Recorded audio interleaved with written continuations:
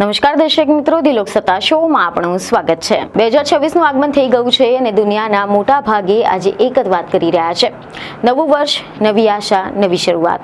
ક્યાંક 2026નું સ્વાગત થઈ રહ્યું છે, ક્યાંક નવા લક્ષ્યો નક્કી થઈ રહ્યા છે।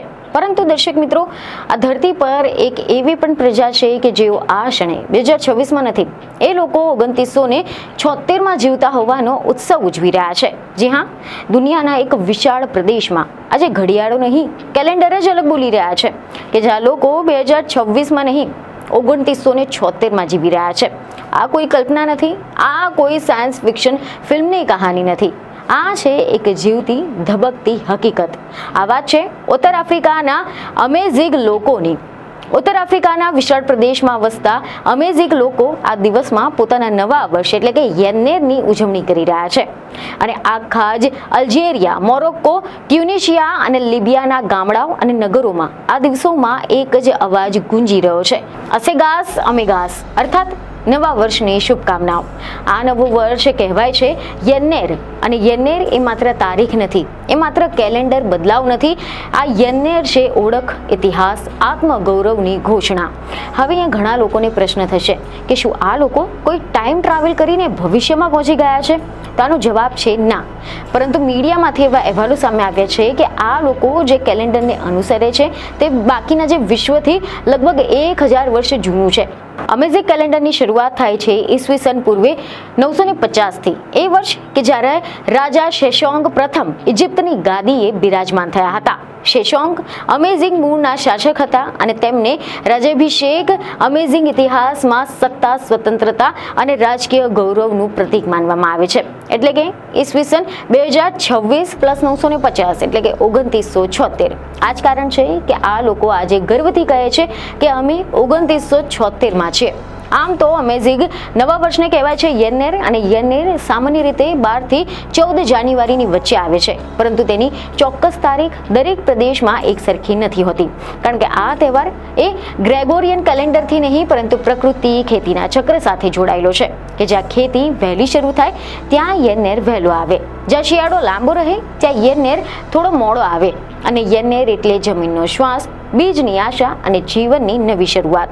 યેન્નેર એટલે જૂના દુઃખોને વિદાય અને નવી આશાઓને આવકાર। આ દિવસે પરિવારો ભેગા થાય છે, અગ્નિ પ્રજ્વલિત કરે છે, લોકગીતો ગવાય છે અને બાળકોના હાસ્યથી આકાશ ગુંજતું થાય છે। યેન્નેર આ દિવસે પુરુષો અને મહિલાઓ પરંપરાગત વસ્ત્રોમાં સજ્જ જોવા મળે છે। રંગબેરંગી આભૂષણ, કપડાં, સૂક્ષ્મ ભરતકામ, ચાંદીના આભૂષણો અને ઓળખનું પ્રતીક બનેલા ચિહ્નો, જેમાં છુપાયેલી છે કુટુંબની ઓળખ, પ્રદેશની ઓળખ અને 1000 વર્ષ જૂની માન્યતાઓ। મહિલાઓના વસ્ત્રોમાં સૂર્ય, ધરતી અને જીવનના ચિહ્નો જોવા મળે છે, જ્યારે પુરુષોના વસ્ત્રો સ્વતંત્રતા તેમજ રક્ષણનું પ્રતીક માનવામાં આવે છે। આ વસ્ત્રો એ માત્ર શણગાર નથી, એ છે પેઢી દર પેઢી જીવતી પરંપરા। આ દિવસોમાં અલ્જેરિયા, મોરોક્કો, ટ્યુનિશિયા અને લિબિયાના ગામડાઓ અને શહેરોમાં એક જ અવાજ ગુંજી ઉઠ્યો છે, અસેગાસ અમેગાસ, અર્થ નવા વર્ષની શુભકામના। આ શબ્દો માત્ર શુભેચ્છા નથી, આ છે એક સંસ્કૃતિનું જાહેર ઘોષણા પત્ર। યેન્નેર પરિવાર અને ભોજન વિના તો અધૂરો છે। અમેઝિંગ સમાજ એ એક પ્રકારનો નથી, તેની અનેક જાતિઓ અને પ્રદેશોમાં વહેંચાયેલો છે, એટલે કે યેન્નેરની વાનગીઓ પણ વિવિધ છે। મોરોક્કોના હાઈ એટલાસ વિસ્તારમાં ખાસ વાનગી છે એવરકેમેન, કઠોળ, અનાજ અને મસાલાનો સમૃદ્ધ મેળ। આ વાનગી સમૃદ્ધિ, ભરપૂર પાકનું પ્રતીક છે। અલ્જેરિયામાં ભોજન પછી પીરસાય છે સૂકા ફળ, બદામ અને મીઠાઈઓથી બનેલો નાસ્તો, જે સુખ અને મીઠાશનું પ્રતીક માનવામાં આવે છે।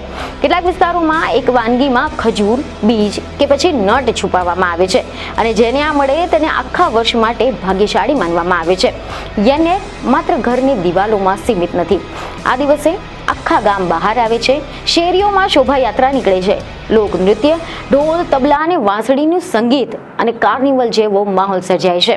બાળકો રમે છે, વડીલો વાર્તા કહે છે અને યુવાનો પોતાની ઓળખને નવી ઉર્જા આપે છે। આ દિવસે આખું ગામ એક પરિવાર બની જાય છે।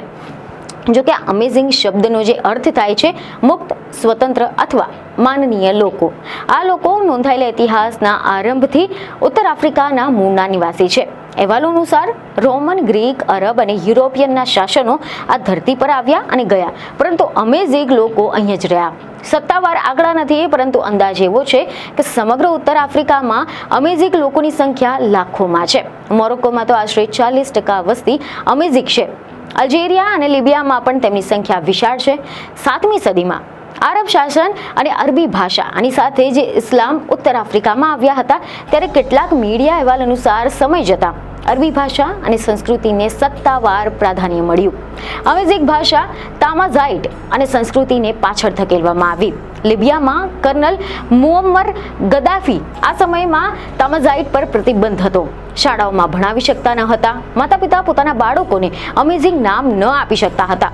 આ માત્ર ભાષા પર નહીં, પરંતુ ઓળખ પરનો હુમલો હતો. પરંતુ અમેઝિંગ લોકોએ પોતાની ઓળખ નહીં છોડી. લેખકો, કલાકારો, સાંસ્કૃતિક કાર્યકરો અને યુવાનોના દીર્ઘ સંઘર્ષ બાદ પરિવર્તન આવ્યું. 2011માં મોરોક્કોએ તામાઝાઇટને સત્તાવાર ભાષાનો દરજ્જો આપ્યો. એવા અહેવાલ છે કે 2017થી અલ્જેરિયાએ યન્નેરને રાષ્ટ્રીય રજા જાહેર કરી અને 2023થી મોરોક્કોએ પણ યન્નેરને જાહેર રજા બનાવી. આ નિર્ણય માત્ર તહેવારની માન્યતા નથી, પરંતુ એક આખી પ્રજાની ઓળખને મળેલો સ્વીકાર છે. આ છે ઇતિહાસની માન્યતા. તો જ્યારે આપણે 2026માં નવી શરૂઆત કરવાની વાત કરી રહ્યા છે, ત્યારે ઉત્તર આફ્રિકામાં એક સંસ્કૃતિ 2976માં પ્રવેશી રહી છે. ગર્વની સાથે, ઓળખની સાથે અને અડગ આત્મવિશ્વાસની સાથે. યન્નેર આપણને યાદ અપાવે છે કે સમય કેલેન્ડરથી માપી શકાય છે, પરંતુ સંસ્કૃતિ એ હંમેશા આત્માથી જીવંત રહે છે. યન્નેર આપણને શીખવે છે કે સમય એક જ નથી હોતો, ઇતિહાસ દરેક માટે એક સરખો નથી રહેતો. કોઈ 2026માં આગળ વધે છે, તો કોઈ 2976માં પોતાના મૂળને સાચવીને આગળ વધી રહ્યું છે. અમેઝિગ લોકો સાબિત કરે છે કે સંસ્કૃતિ તો જીવંત હોય તો સમય તેને હરાવી શકતો નથી. અસેગાસ અમેગાસ 2976ના નવા વર્ષની શુભકામનાઓ એવી પ્રજાને કે જે સમયથી નહીં, પરંતુ ઇતિહાસથી આગળ ચાલી રહી છે. તો આશા છે કે આ માહિતી તમને મહત્વની લાગી હશે, જેથી અમારા વિડીયોને લાઇક અને શેર જરૂરથી કરજો. બીજને ખબરો સાથે ફરી મળીશું. ધન્યવાદ.